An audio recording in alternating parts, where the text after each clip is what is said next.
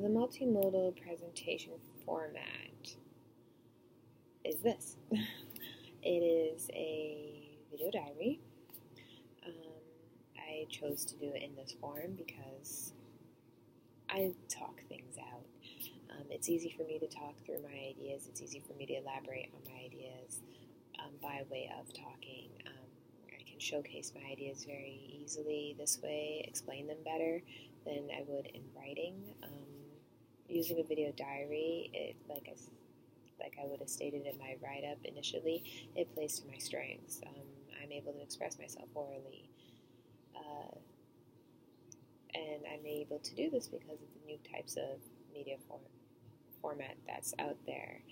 I would say in the past you couldn't really do it such in this way. You would have a camcorder that you would have to use to videotape yourself, and then you would have to find a way to get it off the camcorder and hand it in and view it, whereas now you can just do it by way of webcam on your laptop or your phone. You can just upload it to a website. You can edit it and add all kinds of effects in it. So it's easy this way for me to do such an assignment.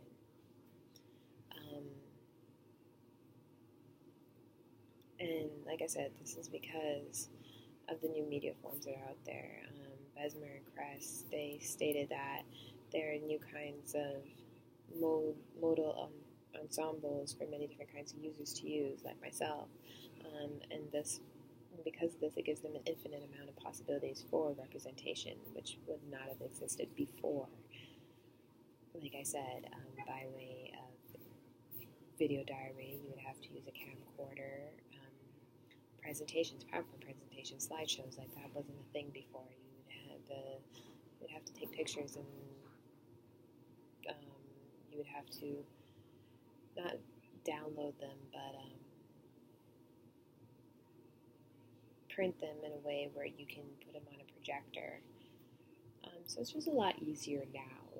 I would say media and the internet and technology has made things easier to use and to learn from now.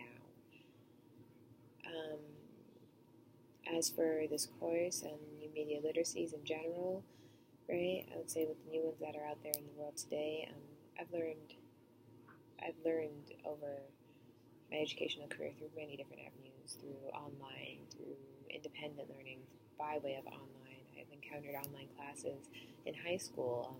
I used to upgrade a lot of my courses, get ahead in life in my high school career with online courses. I've learned on my own by way of textbook from high school again. And then in the classrooms we had movies, we had PowerPoint presentations, we had documentaries, we had plays, like various forms of media literacy, comics, and text and picture textbooks and picture books. So I've encountered a lot of different ones. At university, I've experienced new media literacy by way of, like I said before, online classes. But like I stated before, with these classes, the onus is on you to do the work. The onus is on you to educate yourself and to submit the work and get the course material and learn it. This was good for me because I'm a student that likes to learn on her own. I'm not very participatory in a classroom setting, in a group classroom setting. So by learning through online course, it's easier for me to participate, as in the course we had during March break, the Zoom conference, I would call it. I like that because I was able to participate, not only because I've been away from class for the latter half of the semester because of giving birth. So it gave me a way to participate in a way that I couldn't before. There was a chat option if you wanted to ask a question, but you didn't necessarily want to interrupt the lesson, or give voice to it on your own. I'm a shy person by nature, So that was easy for me, because if in the classroom setting, even though I would have a question, I would be the one student that would come up at the end of the class and ask the question, as opposed to asking it, raising my hand and asking it in front of everybody. So yeah, there was video chats. The lecture was also good to view. In these classes, like I said, you would have to sign in to the video forum or platform to participate. Like you did with Zoom, you'd have to log into Moodle, or there was a link that you had to click on. But by doing so, I'm able to listen and to communicate, like I said, through the chat. So it also allows you to learn in an environment that's comfortable to you and is at your convenience, right? Because you could either have through the live chat like we had with the Zoom during March break, or it would be a pre-recorded lecture that you can view at your leisure. You can stop, you can play, you can rewind if there's a concept that you did not understand but you encountered again, or a concept later on in the lecture helped clarify the concept before, so you can rewind and revisit. So that's easy for me. As well as it allows you to participate in a group setting. Like, again, an example is with the Zoom class. We're allowed to participate in the group setting because you could divide us into groups, and that group work makes it easier, as well as the chat makes it easier. So this was very good for me, and it helps with the essential learning of collaborating. But I've only encountered such a platform at university. In these classes, they're good because it helps with snow days or illnesses. Like, again, with myself, I could participate if the professor is ill or there's a snow day and you can't get to class. This is one thing that can happen. You can do a pre-recording of the lecture and you can upload it for students to view. These classes also consist of not only audio but also visual literacy. When the professor utilizes PowerPoint, you could upload your PowerPoint presentation. You could share it during the video chat. You can even have it in the video lecture as a background, or as the main screen, the forefront of the screen, and your voice being the audio commentary along with it. So that's very good, and it helps with the learning. Miller actually states that digital information can be stored easily and accessed quickly, right? And be able to be transferred among a variety of devices, which is true with these pre-recorded video lectures. You can view them on any on any device. You can view them on your laptop. You can view them on your phone, on a tablet. It's very convenient. It's very compact. Like I said, like it says, you can store it anywhere. Also, you can also say that this is a form of a remix as well. And you've encountered remixes. The remixes have been assigned because when you assign an assignment, whether it's an essay or a project, essentially what you're asking the student to do is create a remix. When you create a video lecture, you're also creating a remix, because you're taking concepts and you're taking information from a text and you are incorporating it into your own work, right? Via paraphrasing or even a direct sample, a direct quote or sample. You're taking it and you're making it your own in a new way, giving it a new life. That is essentially the definition of a remix, as I have learned. So, and I have learned this from the YouTube video that we were made to watch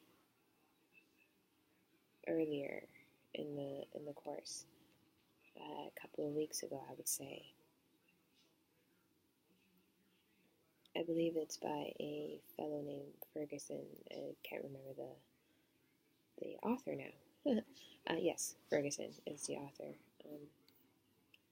So we have been asked to do remixes.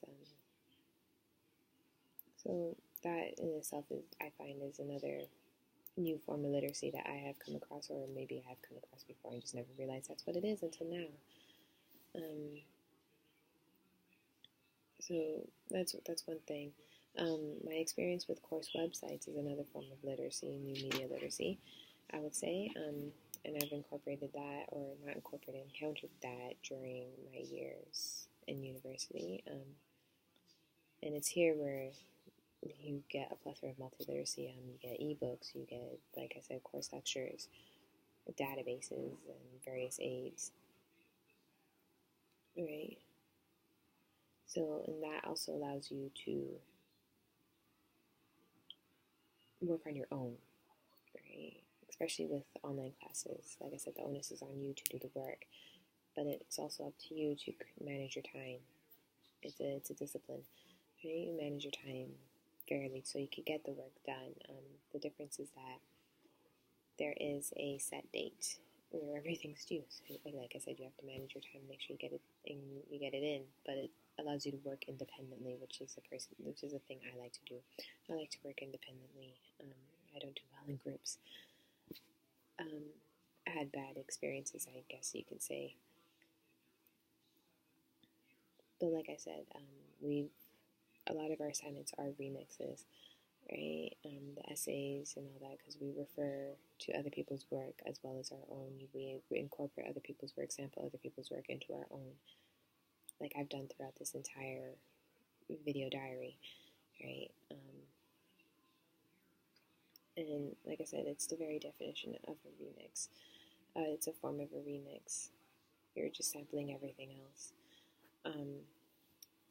But also, when you are doing the remixes, you are also citing. You are giving knowledge to the fact that you are sampling somebody else's work by mentioning them within it.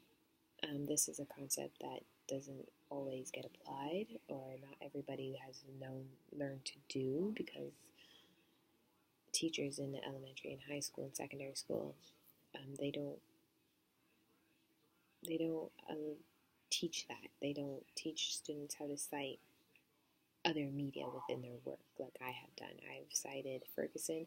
I am citing his YouTube video on remixing. Right? So we have to make sure that students and those younger than us learn how to do that, right? Because of the fine line of plagiarizing and copyright. So, but like I said, the new media literacies that I've encountered, right, I would consider them a good form of media literacy because of the various learning styles, like myself, right? And for those who prefer to work on their own. My learning style, like I mentioned before, I'm a visual learner, I'm a hands-on learner, but I can also learn by way of scholarly work. I can also learn by auditory. I could sit and I could listen to a lecture and learn that way without having to see or feel to do or do action in order to learn or make the concept stick. So that's my encounter with media literacies.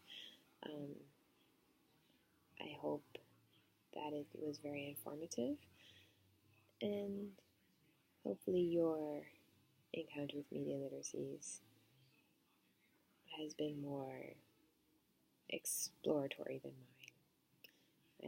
Mine is very limited to the sense that I am a reader, and it's been limited to video and to online text. I would not say I have learned through any other platform. Gaming is not a literacy that I've learned through. I have not encountered a lot of interactive things in the terms of games, online games, flip books. I have not encountered that in my life, not yet anyways. So I cannot claim those as a new form of media literacy. Same with wikis. I haven't encountered that many wikis, but apart from social media platforms. So hopefully in next coming years in my career as a teacher, I encounter various others. Or maybe I might incorporate it into my lessons so I can experience it along with my students.